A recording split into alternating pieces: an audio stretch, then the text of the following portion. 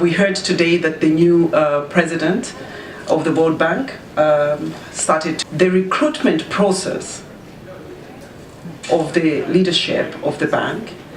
Is a recruitment process that has left a lot of us disappointed. It is a missed opportunity for the bank to have actually tried to implement a more inclusive, merit-based,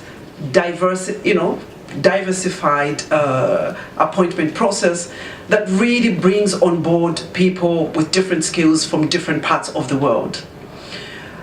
What has happened is, yet again, we see a recruitment and appointment in the bank that comes from one single nation. And that cannot surely suggest that people who are qualified to lead the bank can only come from one country.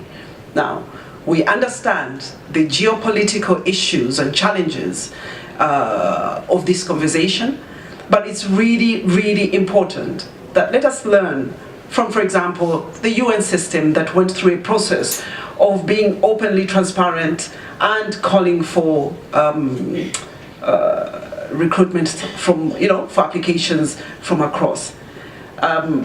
I personally do not agree that because of the fact that, people don't, either countries don't submit candidates, that means that we cannot have a model that is different.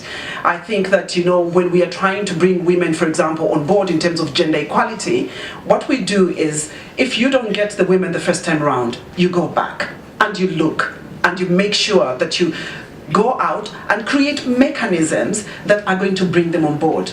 We don't say, sorry, they didn't apply, because that's what we used to say 20, 30, 40 years ago.